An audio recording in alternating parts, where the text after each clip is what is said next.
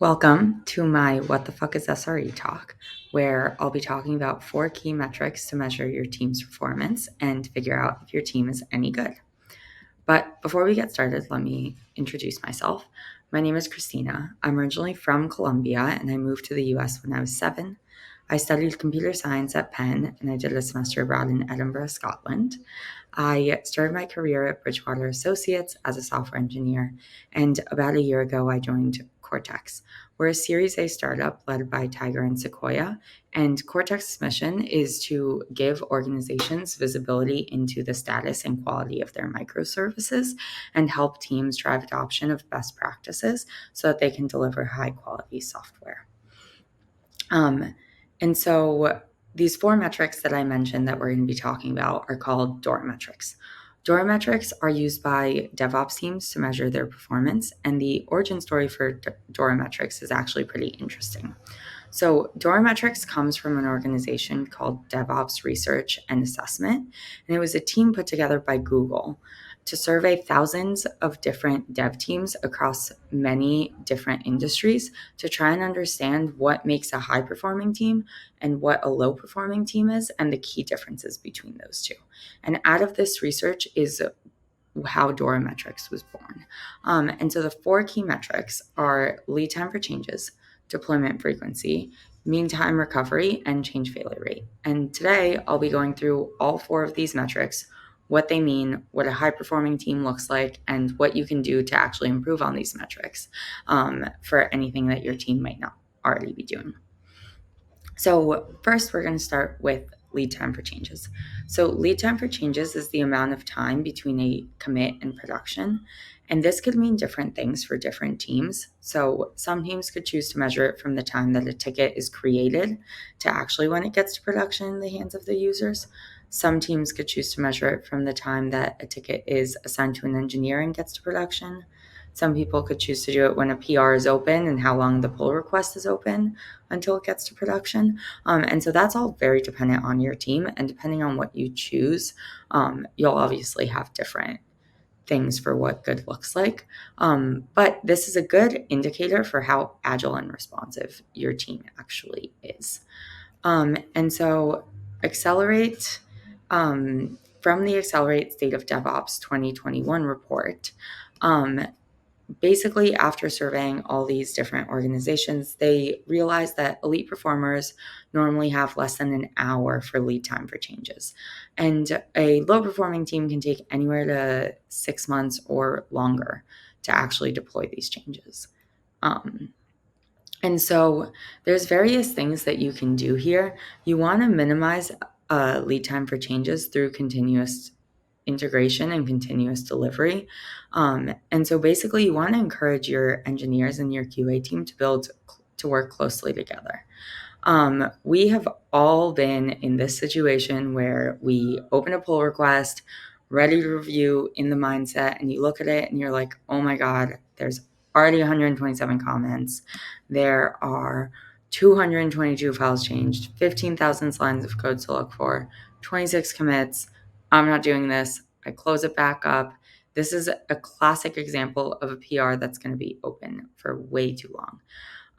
And so this is an example of something that can lead for a long lead time for change.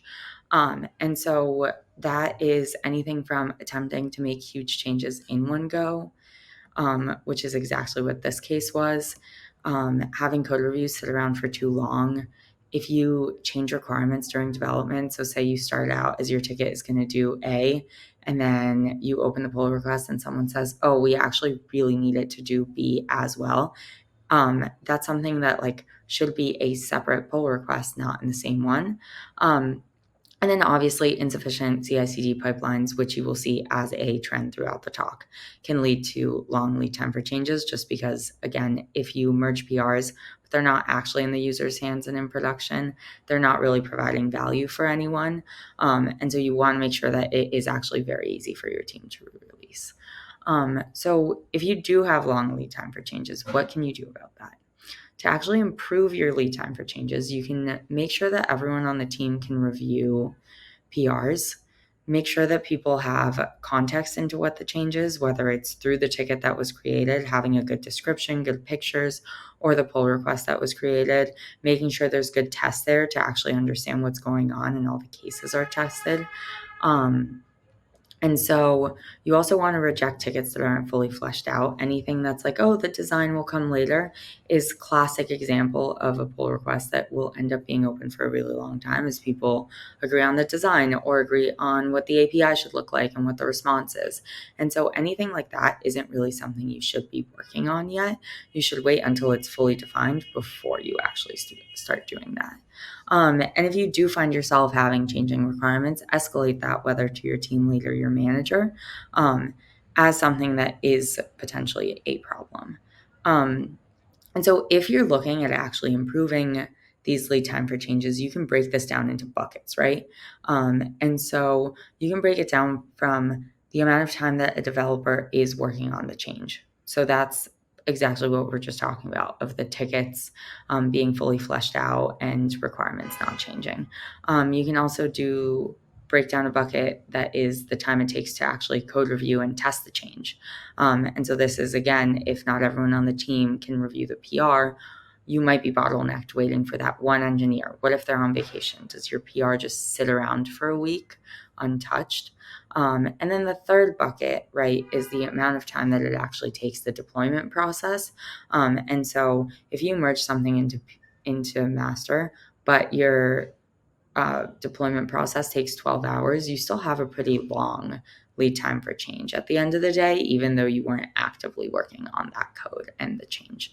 And so by looking specifically at which of these buckets is where you're spending the most time, you can actually target each of them individually and figure out how to improve your lead time for change. The second metric is deployment frequency. And so this goes hand in hand with lead time for change. It's all about speed. And so deployment frequency is how often you ship changes and how consistent your software delivery is. So for example, you want to ship as few changes to production as you can. And this means deploying a lot. And this might be counterintuitive because there might be a common misconception that if you ship to production more often, you'll have more incidents. But actually, by shipping to production more often, that when you do have incidents, it'll be easier to know exactly what the change is. You'll know who the engineer is that was involved in making this change, and you'll be able to reach out to them and resolve it faster. If you wait and bucket a lot of changes at once, you don't know how they'll fit with each other. And you will have to, if there's an incident, call in maybe 10, 15, 20 engineers for that. And so you want to make sure that you're releasing to production with smaller changes because this gives you better understanding of what is changing. A high deployment frequency actually helps you decrease your overall risk. And so that should be a motivating factor when you're thinking about incidents and how often your engineers are spending on call. This metric is particularly useful in determining whether your team is actually meeting their goals for continuous delivery and whether they're continuously improving on customer experience, right? So when you're getting feedback from your customers and they're asking for a change that might take an hour to actually, the lead time for change, like it might take an hour to code it. If your deployment frequency is every week, they're not really seeing that value immediately, even though they could be. And you want to wow your customers. And so if we think about this report again and how high-performing teams handle deployment frequency, what we found is that they actually deploy multiple times a day. And low performers can deploy anywhere from 6 months, every 8 months, something like that. And can you imagine deploying that little? So for example, I have this image which shows the waterfall. And so it shows that like the CRM release took from February to July to do. And it honestly brings me back to the days when we used to go by the Office suite, 2011 and then 2014, and they would release every 3 years. We don't have to do that anymore. We're not in that world. And so you actually can be deploying multiple times a day.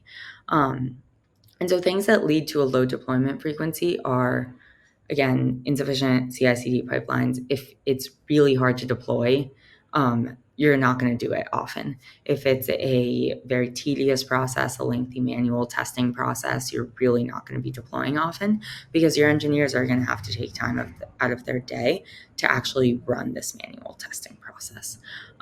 If there's not enough people who have permission to deploy, that's also a problem. In that, again, your team is slowed down and bottlenecked waiting on a certain number of people. And so what you can do to actually increase your deployment frequency is obviously drive a DevOps ethos. And so by doing this, invest in your CI/CD pipelines, make it so that it is one click of a button and that releasing really is very simple. You want to make it super, super easy for your engineers to release. And also, if you set up good integrated tests and end-to-end testing, you'll have more confidence in those releases and it'll allow you to deploy more often. If you are on a team that, for example, can't really, you're a big monolith, you depend on many teams, you can use something called a release train. And so that's actually when you set intervals for releases. And so you can say, okay, we're going to deploy at 9 a.m., noon, and 3 p.m. And anything that's merged is going in that release. And so again, by having a high deployment frequency, you're actually reducing your risk of having really terrible incidents. You can also use things as blue-green deploys. You can use feature flags to turn things on and off as you release. Basically anything that actually makes it easier to release and for your engineers to do that. Now, if we move on to our third metric, mean time to recovery. So obviously, we can do a lot to make sure that incidents don't happen, that our tools never go down, that customers are always experiencing incredible service throughout. But that isn't always the case, and we're never going to actually be able to prevent every single incident. And so this is where we get into the stability side of these metrics. And so mean time to recovery is the average amount of time that it takes for your team to restore service when there is a service disruption or when there is an outage. And so this one offers a look into the stability of your software and the agility of your team in the face of a challenge. And so teams that do really well can be back up and running in less than an hour. A low-performing team can take anywhere to 6 months or longer to actually figure out what's wrong and resume service. And at that point, let's be honest, you're probably going to be out of business if it took you that long. So we all remember the Facebook outage on October 4th, or at least I know I do. I was personally affected by it. I think a lot of my friends were, right? Anyone that uses Instagram, WhatsApp, Facebook, Messenger. For example, I talk to my brother on Messenger. I talk to my Colombian family on WhatsApp. I obviously scroll through Instagram throughout the day. And so I remember on October 4th, just opening my phone constantly to be like, oh, is it back up yet? Is it back up? But obviously, it wasn't a huge inconvenience on my life. For people who run their businesses on WhatsApp or on Instagram, this disruption was a huge deal. And so Facebook actually was down for about 5.5 hours. And it's estimated that this cost them about $60 million. And so I won't actually go into the details of this outage. It's pretty complicated, but there is one key takeaway that I want from talking about this. And so the outage was triggered by the system that manages the global backbone network capacity for Facebook. And basically they were doing a routine maintenance job on the routers. And what happened was that a command was issued with the intention to assess the availability of the global backbone capacity. And this unintentionally actually took down all the connections in this network and basically disconnected Facebook data centers globally. The big problem was, and here's the takeaway, the reason it took so long to resolve is that Facebook used this same network to communicate internally with the employees. So in the same way that we couldn't use Facebook's tools, they actually also could not talk to each other internally. And then when they did finally get engineers on the premise to go into the data centers, the key cards were also not working because of this change. And so basically, the broader takeaway from here is that there was a massive circular dependency. And obviously, you hope that that never goes down and it never happens. But in the case that it did, and in this case, obviously, it takes a very long time to get back up and running. And so your MTTR probably is not doing so hot. Another very widely known outage was Roblox. And so, for those of you who don't know what Roblox is, it's an online gaming platform. Find any 7-year-old nearby and they'll talk your ear off. I was at a party the other day, the 7-year-old wearing a Roblox sweater. I asked her one question about what game she played, and she talked to me for 30 minutes. They are passionate. And Roblox has about 50 million players every day. And so on October 28th, actually, Roblox experienced an outage that lasted 72 hours. That's 3 full days. And it basically is estimated that it cost them $25 million. And so in the similar way that the Facebook outage was in part exasperated by the circular dependency, Roblox had a similar story. So the root cause of this was actually due to 2 issues.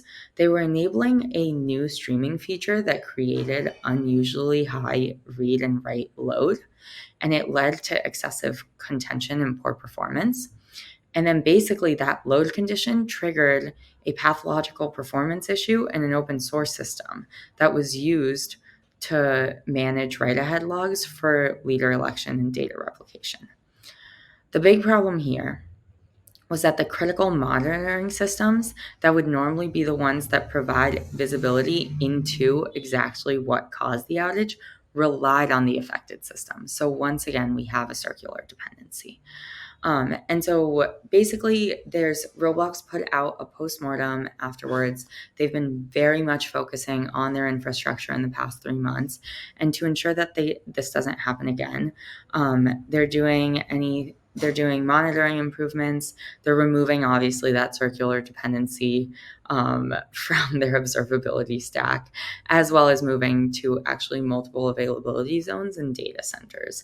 And so when you look at this report, if you go look at the Accelerate DevOps State of 2021 report that I've been referring to, you will see that doing this is actually in the report as things that you can do to increase the performance of your team. So back to MTTR. A long meantime to recovery can mean a variety of things. Likely there's risky infrastructure, right? In the case of these 2 outages, the observability tools that they depend on were not working because they were affected by the outages. If you have a poor ability to roll back changes, that can exacerbate things as you try to go back to when it was fully functioning. If you have a bad incident process management, you might not know who to go to when incidents happen. It might not be clear who's responsible for actually fixing the problems. And then obviously tribal knowledge and insufficient documentation. If you depend on one person to help you figure out the outage, that's probably going to be a problem. These people do go on vacation sometimes, and so your teammates won't always be around to help. And so how do you actually shorten your mean time to recovery? So having tight incident management processes, making sure that you have clear run books for what to do when there is an incident. You also want to make sure you have the ability to roll back changes and that lots of people know how to do it and have the proper permissions to do so. You want to have tools to actually quickly diagnose what's wrong. And so, for example, this can be observability tools, monitoring tools. Cortex, where I work right now, is actually a particularly good tool for this. And you want to have documentation and runbooks that are very easily accessible to all your engineers. Another example, right, of something that Facebook or Roblox could have done is that the status page was also down when they were down because the DNS of the status page depended on is the same as the DNS of their website. That's something that you probably want to think about and separate to at least make sure that when your website goes down, your status page doesn't go down with it. And then last but not least is change failure rate. So this is the 4th DORA metric that that Google basically defined after their research. And so change failure rate is the percentage of failures. And it's very important to look at this in terms of percentage rather than just the number of failures. This can include bugs that affected customers. It can mean just releases that resulted in downtime. It can mean degraded services. It can even be like the number of rollbacks that you've had to do. This is, again, one where your team is going to have to define what a failure is and figure out how to measure those failures to really make use out of this metric. But the key is to define how you actually are changing over time and make sure that your team is improving on your change failure rate. And so this is a good indicator at looking at how much time your team is spending fixing problems rather than developing new projects or new features or doing very cool stuff that we all like to do. And so in this case, the report found that elite performers have 0 to 15% of change failure rate. Anything else higher is low performers. And so if we take a look at this, these are classic memes. Personally, I love them. We all know the balloon, you're patching up one bug, another one is coming out. If you're too focused on patching up the bugs without actually thinking about the consequences and stuff like that, this is the situation that you're going to result in. And so we've all been there. We've all seen these memes. We've all laughed about them. And so high change failure rate can be the result of a variety of things. For example, sloppy code reviews. If people aren't focused on the code reviews, making sure that they truly understand the changes, not actually making sure that there's good testing in place, this means that bugs can slip in through the cracks. And this can be a small bug that doesn't impact many people don't notice, or it can be a very large bug, which is why it's very important to always be thinking about being mindful during code reviews. And again, if you break down code reviews into smaller, more manageable chunks, that helps out your teammates in helping you make sure that you don't cause an incident. Another thing that can cause a high change failure rate is staging environments with inaccurate data. So if you do use a staging environment to test your release, right, and everything looks dandy, and then you go to production and the data is totally different, you're not really actually testing with accurate data, and you're not doing yourself a service. You really don't know how things that are data dependent will react. And so you want to make sure that your staging environments have as accurate data as possible, obviously keeping in mind privacy and security as you do so. So once again, having a DevOps ethos can help lead to a low change failure rate. You want a culture of quality. You want a culture where your engineers are spending the proper amount of time on code reviews, where they are using potentially like development environments to actually test it fully. You want to have a strong partnership between product and engineering. Make sure that your product managers are helping you test this. They know the use cases really well. And so it's really good to use them in the process as you're testing. They might think about edge cases that you potentially didn't. And same goes in code reviews. And so all these things can lead to improving your change failure rate. And so those are our 4 Doormetrics. And so when you put it all together, these 4 metrics really are talking about speed and stability. So lead time for changes and deployment frequency focuses on speed, the speed of your team. How fast are you getting changes out? How fast are you delivering value to customers? Mean time to recovery and your change failure rate focus more on stability, right? If you have a high lead time for changes, great. If you have a high lead time for changes and you have a high change failure rate, not so great, right? You're probably rushing out changes and not actually focusing on making sure that your customers are getting the best possible product. If you have a high mean time to recovery and a high change failure rate, it can mean that your team and your whole team is spending way more time fixing bugs and issues than actually improving on your product, as I mentioned earlier. But at the end of the day, these 4 metrics are obviously a really good tool and something that your team should be thinking about, but they're not the end all be all, right? These 4 metrics really help measure how your team is doing and how your team is performing. And it helps your team know how well they're progressing towards their goals. And so the key is actually to empower your developers and give them the tools that they need to succeed. And so your developers are the ones who are able to make the best changes and to help your team reach the goals. And if they're busy dealing with incidents, if they're busy dealing with a long manual testing process or a long deployment frequency, their time isn't being used in a great way. And so this is where you can actually focus on these 4 metrics and improving these 4 metrics to make sure that your team is performing at its highest ability possible. So thank you. I hope you learned something today and enjoyed learning about Doormetrics.